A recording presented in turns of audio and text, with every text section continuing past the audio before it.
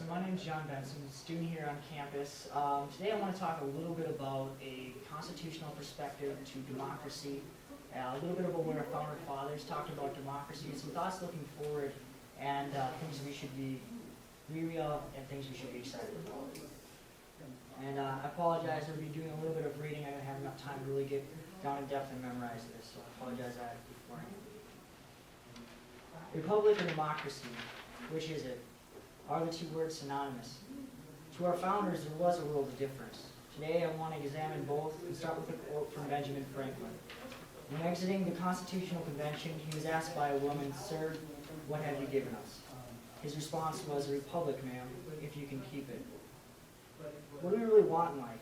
Is it the tangible or the intangible things? There are a few things that I believe we all want and are all entitled to. A few of them being the rights to our life, our liberties, freedom from control of others against our will, and the ability to decide our own fate. Where do these rights come from? In the word of President John Adams, you have rights antecedent to all earthly government. Rights that cannot be repealed or restrained by human laws. Rights derived from the great legislator of the universe. These truths, these rights are self-evident. They need no proof or explanation because they are derived from our humanity. As soon as we enter into existence, they are ours, and any institution has no more authority to give us these than to take them away. With that being said, let's shift gears and talk about democracy.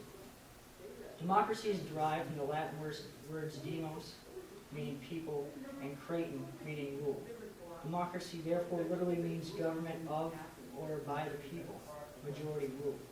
This of course sounds good on the surface, but let's take a look deeper in its implications. The concept of majority rule may sound good at first, but it relies on a few premises that aren't necessarily true. The first is the majority want what is right. The second is the minority want what is wrong. The majority have the right to force the minority to do what they believe is right. And finally, and most importantly, what is viewed as right and what is viewed as wrong are really incorrectly when examined and noted appropriately. Because of this, majority rule does not always deliver justice, fairness, or equality. On the premise that a majority of the people vote to enact a policy doesn't make that policy just. This is the same idea that because a majority of the people believe something is true does not make their beliefs true. Let's apply that to the geocentric model of the solar system. Just because a majority of people at that time believed that the Earth was the center of our universe did not make it true. We now believe that the Earth is a very small dot in our universe, and certainly not the center. The same logic applies for government policy. Just because a majority believes that a law or policy is just does not make it so. There was a time in our country when the majority of people thought that women should not be allowed to vote, and blacks should have lesser rights than those of whites, or even be enslaved. Today we reject these ideas because we've come to an understanding that they are wrong.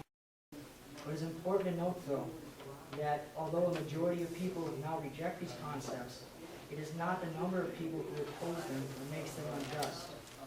Rather, it is the underlying moral principle denying liberty and allowing ownership over another man that now makes his abolished policies absolutely contemptible.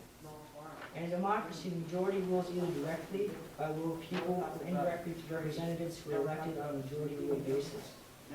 Law is also determined this way and operates much in the same way a monarchy does. It is ruled by 51%, not by reason, law, logic, or liberty. People do not have rights because of their humanity. They only have rights because they are derived from the mass. A republic, on the other hand, comes from the Latin words res, meaning thing, fair, or interest, and publica, meaning public, or of everybody. This literally means everybody's thing or interest. In a true republic, the government is limited by law, leaving the people to their own pursuits. Our Declaration of Independence lays out these principles.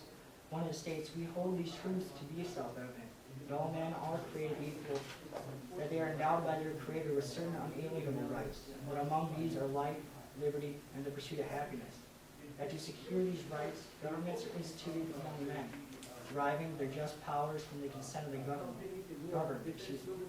And the key word there is the governed, and consent. Not the consent of the mass, but the consent of the individual. This form of government is based on the rule of law, most commonly meant to be the common law or scientific law. These forms of law are certain and unchangeable because law is not created or made. This is important because we as people do not make principles. We do not make things right or wrong. For the same reason slavery was legal one day and illegal the next was not because suddenly the majority was correct, but rather morality was discovered. Under a republic, law is not meant to be a political affair. It is not intended to be changed based on the whims of the majority, power, money, influence, or mob rule. Instead, law seeks to defend life, liberty, and property rights. It does not persecute individuals for personal beliefs, actions, practices, so long as they do not infringe upon the life, liberty, and property rights of others. It defends personal rights and liberties while maximizing freedoms and responsibilities. One of the most surprising things to me is that if you were to ask the average American what type of government was America set up to be, the majority would respond with democracy. This simply is not true. Our country was set up as a constitutional republic, and for very good reason. To quote Marvin Simpkin of the Los Angeles Times, democracy is not freedom. Democracy is two wolves and a lamb voting on what to eat for lunch. Freedom comes from the recognition of certain rights, which may not be taken, not even by a vote of 99%. These rights are spelled out in the Bill of Rights in our Constitution. Voters and politicians alike would do well to take a look at these rights we each hold, which must never be chipped away by the winning majority. It is interesting to note that the word democracy does not appear anywhere in the United States Constitution, Bill of Rights, or Declaration of Independence. However, Article 4, Section 4 of the Constitution guarantees every state in this union a Republican form of government. And that is what they set up. Nowhere in any of the 50 state constitutions does the word democracy appear either. In democracy, 51% controls 49%. If you are not a part of the You are part of the minority. You are not free, but rather bound to the will of others. Under a Republican form of government, not even 99% of the people can take away the rights of 1% of the people. Although it has been a slow and gradual progression away from liberty, we are ever more racing towards what John Adams meant when he said, "Remember, democracy never lasts long. It soon wastes, exhausts, and murders itself. There never was a democracy that did not commit suicide." Today we have a government that is ruled by politics and special interests. One side votes to take away the rights of the others. When the people have had enough, they vote the other side in, never stopping to ask for our freedoms back. We are manipulated by political leaders who use buzzwords to evoke emotion. Money and power have an influence and the ability to change what the law declares is right and wrong. They lobby the people saying, "I will give you this if you vote for me. I will take it from them or give it to you." They scare us into believing that we need to give up our freedoms for the sake of security. They dictate how to eat, what to drink, what to smoke, whom to marry, and how much of our paychecks we can keep. Every year the federal government comes up with around 80,000 pages of new and proposed regulations. Do we get healthier or do we get sicker?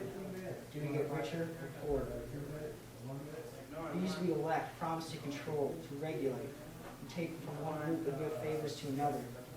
They say they will better our lives and go under the auspices that we are too stupid to know what is good for ourselves. If you went through your whole life with somebody trying to humanity you, would you really learn as much as if you made mistakes and learned from your humanity? I bring these things up because this is a system we have created. We really have done it to ourselves. We will never have liberty simply because 51% of the people believes it is right. Let's not turn to democracy as our answer, but rather come to an understanding of humanity, an understanding of our personal freedoms, and most importantly of all, protecting them. They are ours to protect from both the tyranny of the majority and the tyranny of the minority. They are ours if we can keep them.